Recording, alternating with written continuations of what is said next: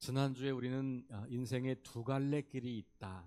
그리고 우리는 우리의 마음과 우리의 생각을 통해서 그 길을 선택해서 살아간다. 이렇게 말씀을 드렸습니다. 오늘도 비슷한 그런 흐름입니다. 지난주는 두 갈래 길로 비유했다면 오늘은 두 시선, 우리가 바라보는 관점이 또 둘로 나뉘어진다는 거예요. 그래서 두 갈래 길이 있듯이 그 길은 이제 걸어가는 행동, 삶의 어떤 과정을 그려내고 있다면 시선이라고 하는 것은 우리 마음에 품는 생각 혹은 가치관 혹은 세계관 혹은 관점 이런 것과 관련이 있는 거죠.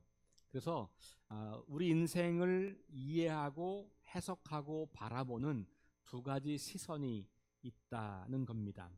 어떤 길을 선택할까는 어쩌면 어떤 시선을 가지고 있느냐에 따라서 달라질 수 있겠습니다. 내가 바라보는 것이 내가 살아가는 세상이기 때문에 그렇죠. 똑같은 것을 보지만 다른 관점을 가지고 세상을 보는 겁니다. 저와 여러분들도 동일한 사건을 보면서도 서로 다른 방식으로 혹은 다른 관점으로 다른 시선으로 볼 수가 있는 거죠. 그래서 어떤 시선을 갖고 살아가느냐가 굉장히 중요한 이야기가 될 수가 있습니다. 오늘 우리가 읽은 본문 그리고 그 본문과 함께 평행 본문들이 있습니다. 여러분 그 수첩에 보시면 설교 계획이 나와 있어요. 1년 성경 통독표가 있고 그 뒤에 교회력에 따른 설교 계획이 있어요. 24페이지부터 보시면 1년 동안의 설교 매주일 본문이 다 나와 있습니다. 그 본문은 성서 일과라고 하는 3년을 주기로 성경 전체를 한번 살펴볼 수 있는 성서 일과라고 하는 것이고, 그 일과에 따라서 매주일에 구약의 본문이 2개, 신약의 본문이 2개가 들어갑니다. 이 구약의 본문이 2개가 들어가고 신약 본문이 2개가 들어가는데, 구약은 하나는 시편, 하나는 다른 성경, 신약 성경은 복음서 하나, 나머지 편지들 하나, 이런 방식으로 4개의 본문이 들어갑니다.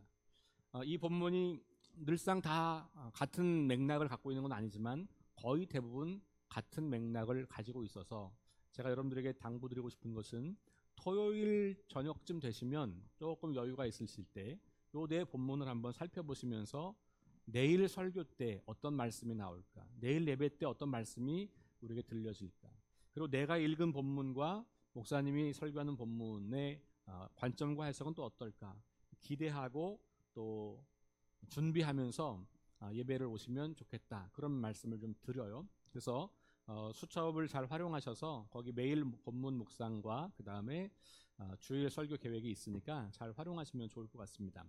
자, 그래서 오늘 평행 본문은 오늘 교동문을 우리가 읽었을 때 시편 37편이에요. 제가 가능하면 평행 본문이 교동문에 있으면 시편을 그 교동문으로 사용하려고 합니다. 올해는 그렇게 하려고 해요. 마침 오늘 37편으로 이루어진 교동문이 있어서 그 교동문을 읽었어요. 악을 행하는 자들, 이 세상에 불의를 행하는 자들 때문에 불평하지 말고 너는 내가 해야 하는 그 일을 해라. 그게 뭐냐면 하나님을 의지하며 선을 행하는 거다는 거예요. 악을 행하는 자들 때문에 불평하고 불의를 행하는 자들 때문에 시기하고 원망할 때 우리의 삶은 선을 행하기보다는 그들과 더불어서 악을 행하는 데 따라가기가 쉽다는 것이죠. 우리 그리스도인들은 누구냐 하면 하나님을 의지하는 사람들이고 하나님을 신뢰하는 사람들이기 때문에 다른 시선을 가지고 있다는 거예요.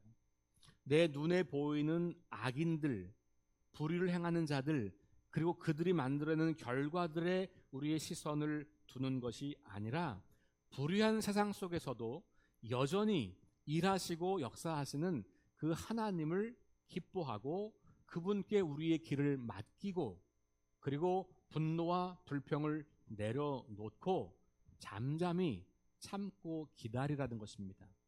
그럴 수 있는 이유는 지금도 하나님이 이 땅을 다스리고 계시다고 하는 믿음 때문에 그런 것이죠.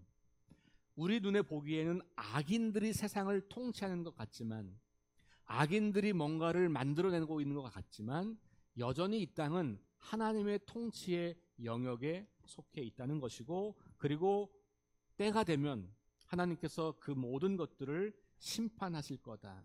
그러니 우리는 지금도 이 땅을 다스리시고 장차 오셔서 온 땅을 심판하시고 정의를 세우실 그 하나님을 바라보고 그 하나님 나라를 소망하는 사람들이니, 그러니 우리가 불평하지 말고 원망하지 말고 시기하지 말고 계속해서 하나님을 의지하여 선을 행하라, 이런 말씀이죠. 이게 오늘 우리 시편의 말씀이에요.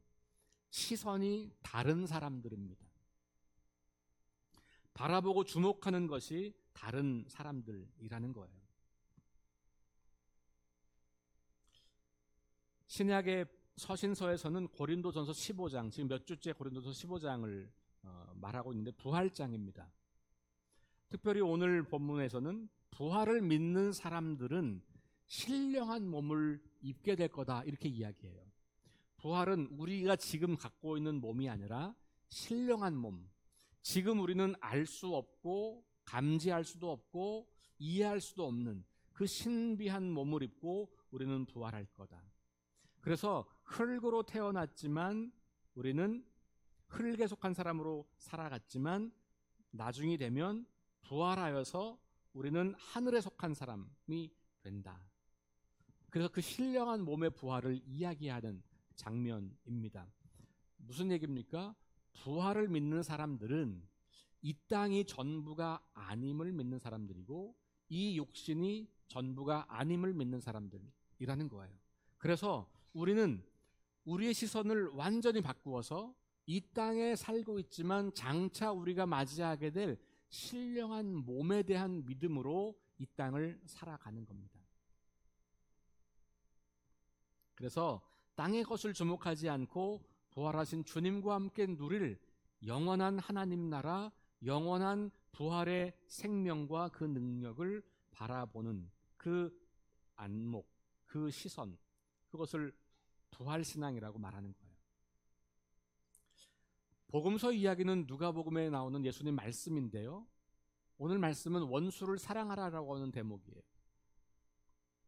6장 27절부터 38절까지의 단락인데 원수까지도 사랑하라는 본문, 그러면서 중간 후반에 가면 아버지의 자비로우심 같이 너희도 자비롭게 살아라, 이렇게 말하고 있습니다.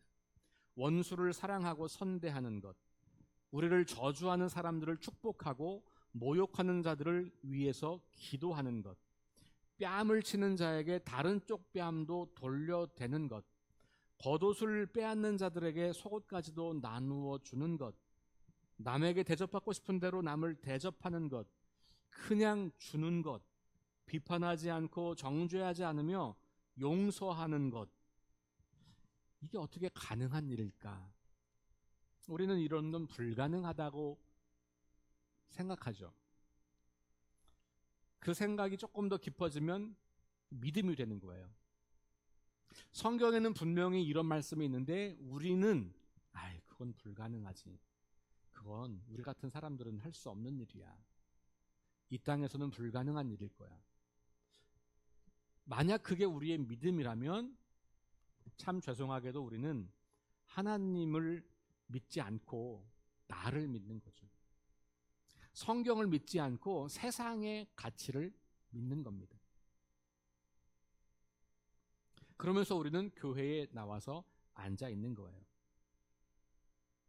이게 불가능한 일처럼 보이는 것은 땅의 시선이에요. 왜냐하면 이 땅에서는 그걸 바보라고 하거든요. 그런 사람들은 손해보고 멍청이라고 말하고 힘없는 약자가 되는 것이기 때문에 이 땅에서는 그런 것은 불가능해, 그러면 안 돼 라고 우리는 믿고 그렇게 살아가는 거잖아요. 그게 바로 땅의 시선, 땅에 속하여 사는 사람들이 추구하는 삶의 방식인 거죠.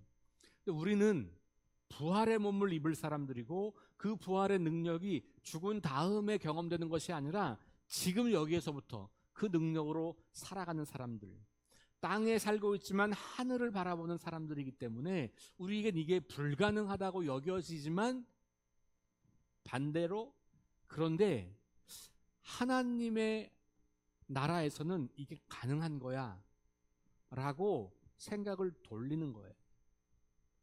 우리의 시선은 여기에 고정되어 살고 있습니다. 이 세상을 살려면 거기에 고정되어서 살아야만 마치 이 세상에서 성공할 것 같은 그런 두려움을 갖고 있는 것이죠. 그런데 우리가 그렇게 시선을 바라보다가도 끊임없이 말씀을 통하여서 아니 그런데 하나님 말씀은 다른 방향이 있다고 말씀하시지? 그러면 우리가 어렵지만 눈을 돌려서 이쪽을 바라보아야지.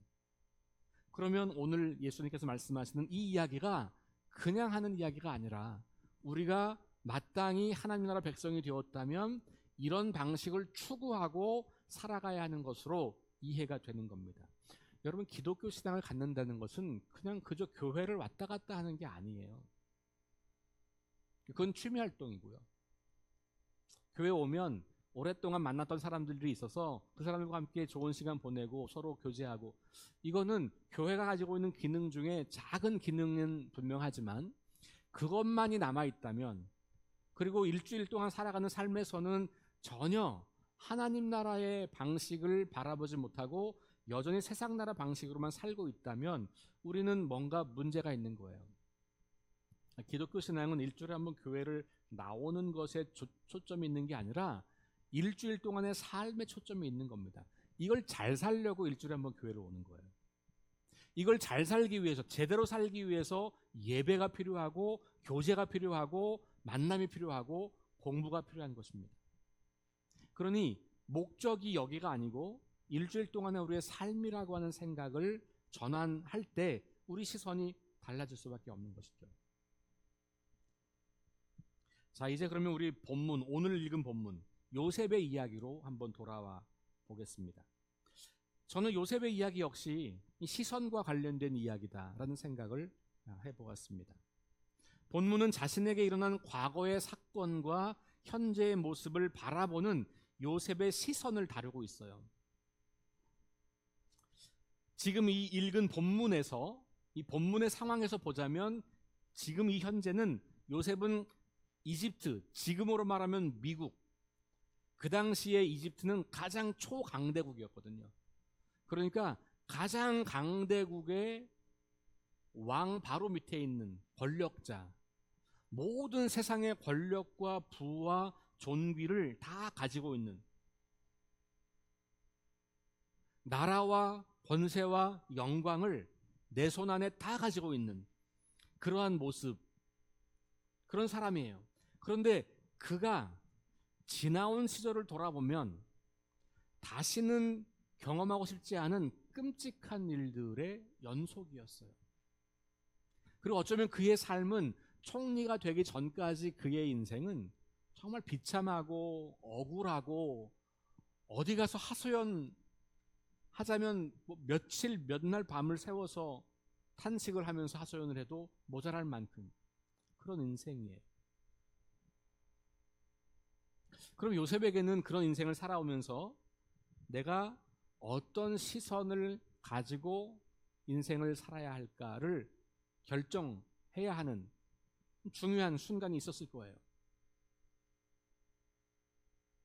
또 오늘 본문 말씀을 가만히 읽어보면 요셉은 우리가 보통 생각하는 일반적인 사람과는 매우 다른 그런 시선을 선택했다는 것을 알게 되죠.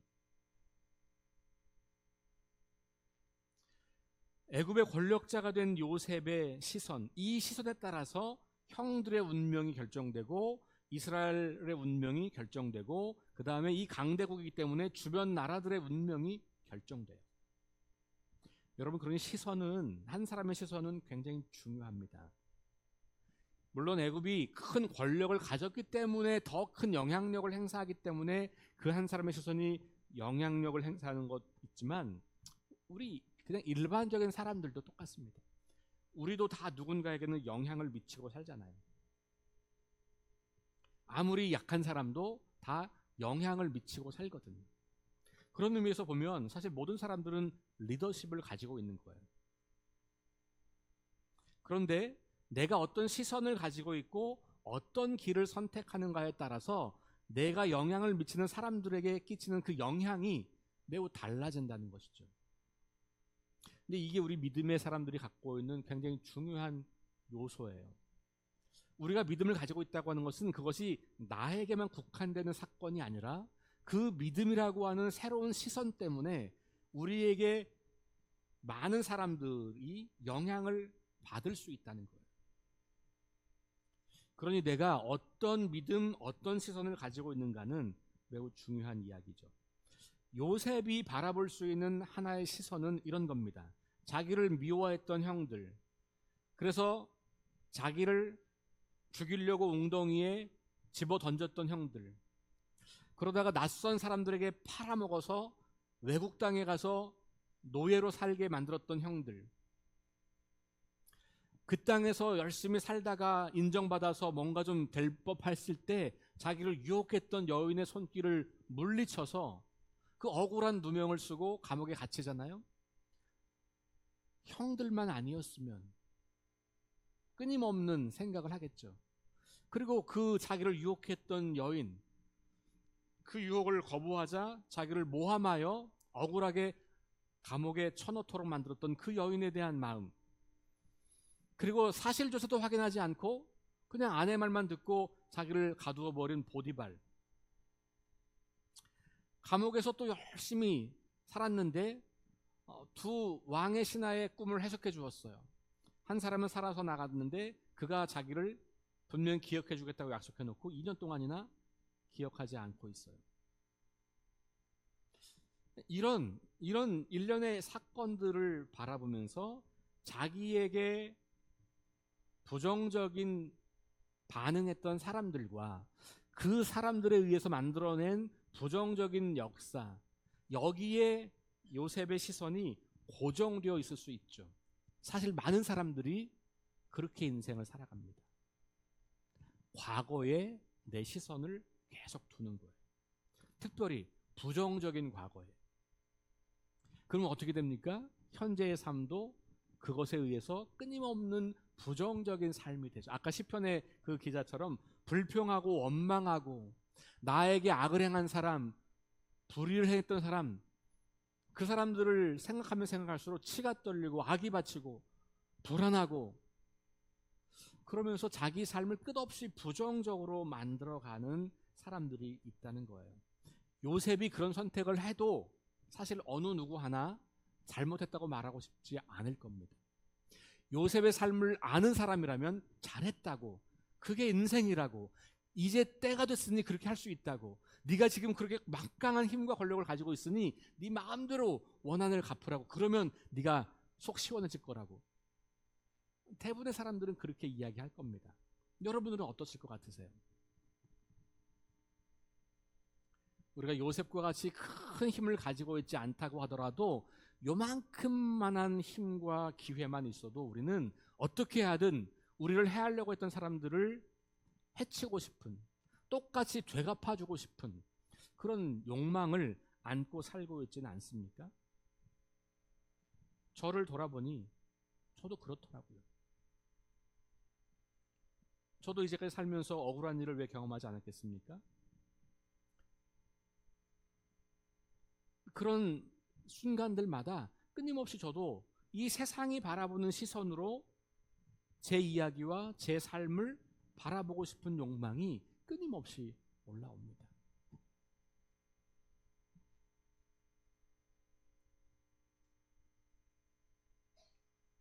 마음속 깊이 새겨둔 원한과 복수심을 안고 살아서 마침내 힘을 가지게 되었으니 드디어 내가 이 힘을 가지고 형들에게 받은 대로 갚아주겠다고, 그 선택을 할 수가 있는 거고, 실제 성경을 읽어보면 형들은 그런 마음이어서 두려워하기 시작하죠.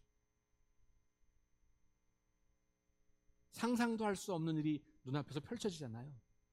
다 잊었어요, 사실은. 이제 그거 기억도 안 나요.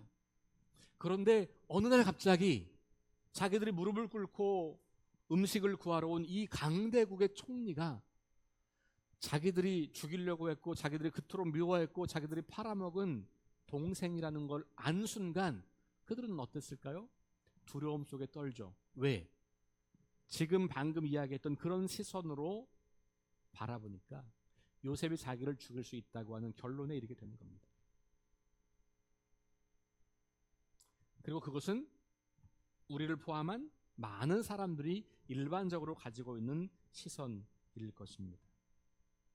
억울하고 고난으로 가득 찬 인생, 이제는 되갚아줄 때가 되었다. 내가 이때를 위해서 참고 열심히 일한 거야.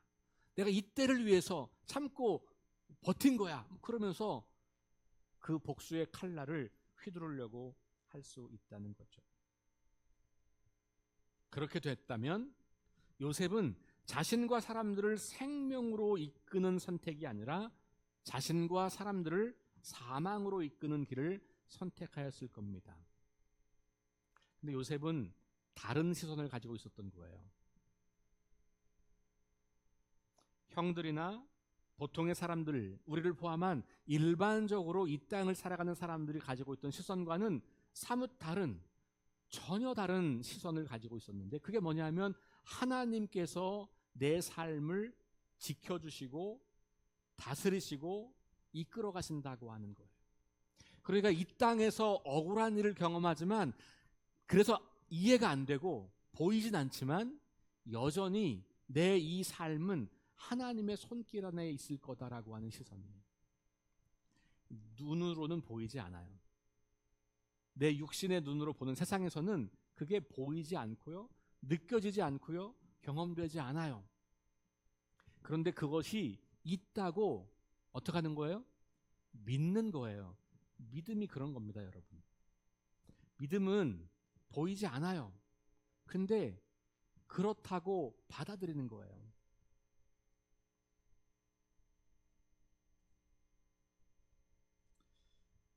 오늘 성경에 보니까 하나님께서 왜 이 일이 일어나도록 허락했느냐를 요셉이 고백하는 장면이 나와요. 4절 말씀 한번 볼까요? 4절에 나는 당신들의 애굽의 판자입니다 라고 말하고 나서 5절 말씀 같이 한번 읽겠습니다. 시작. 당신들이 나를 이곳에 팔았다고 해서 근심하지 마소서, 한탄하지 마소서. 하나님의 생명을 구원하시려고 나를 당신들보다 먼저 보내셨나이다. 아멘. 자, 하나님이 어떻게 하시려고? 생명을 구원하시려고. 하나님의 길은 생명을 살리는 길이에요. 사람들의 길은 대부분 생명을 죽이는 길에 빠릅니다. 우리 지난주에 말씀드렸던 두 갈래 길, 똑같은 이야기잖아요.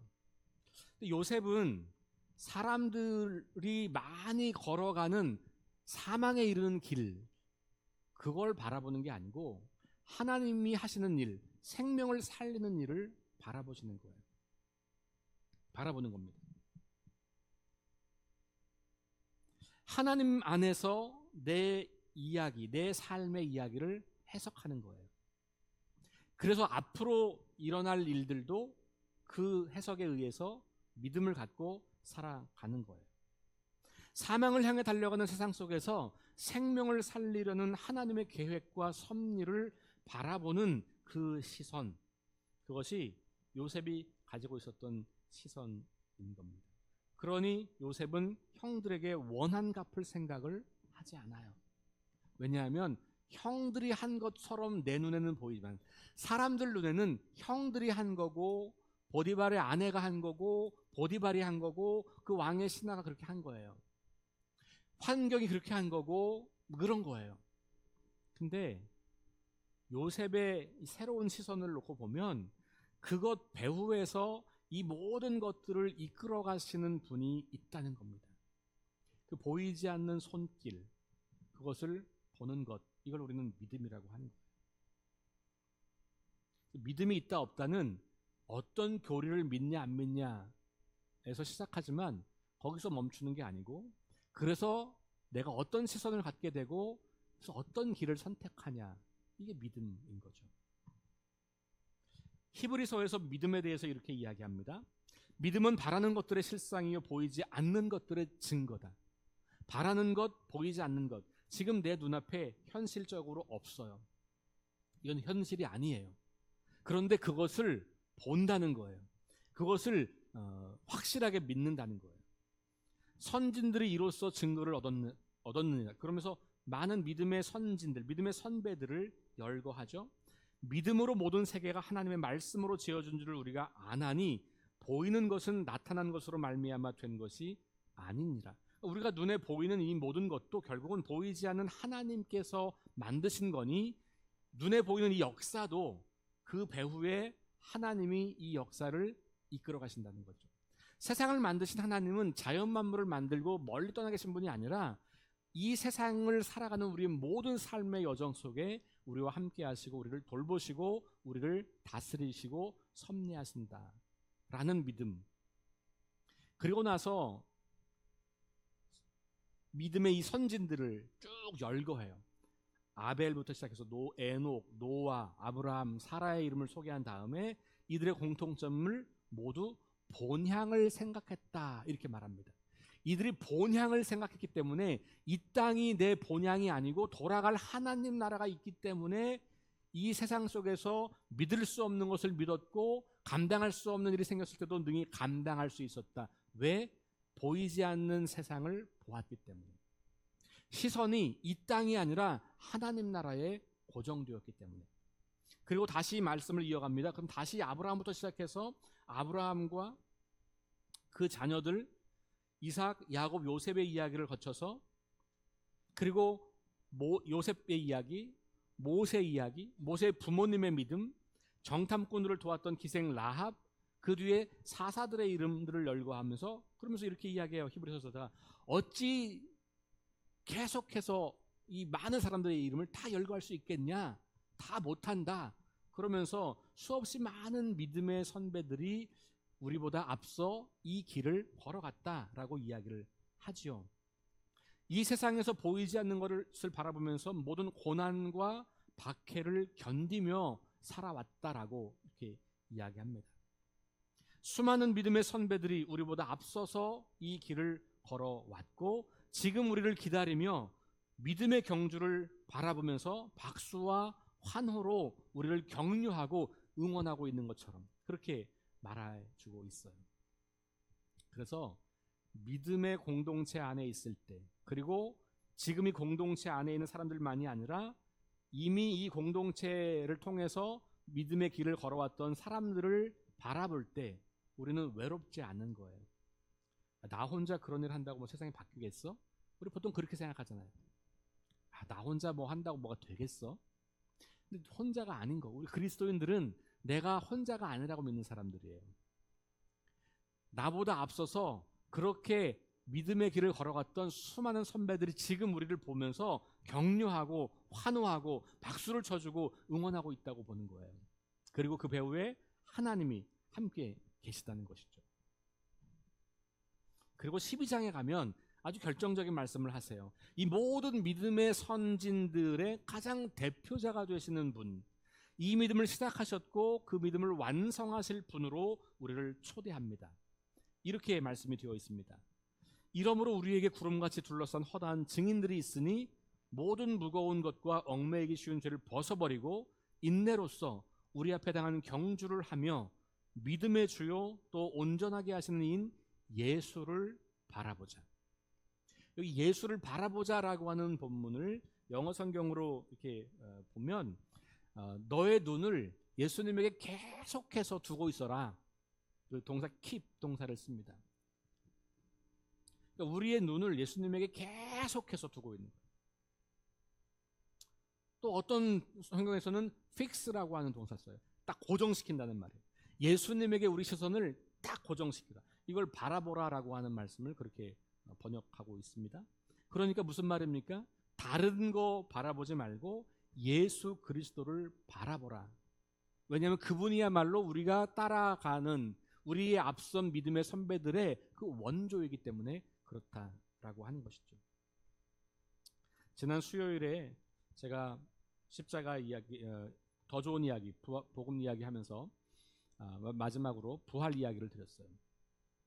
부활 이야기를 들으면서 제가 골로새서 3장에 있는 말씀을 여러분들에게 소개했습니다.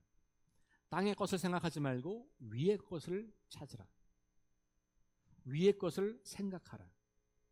우리의 시선을 세상의 것, 땅의 것, 사망의 것에 두지 않고 하늘의 것, 위의 것, 생명의 것에 두는 것입니다.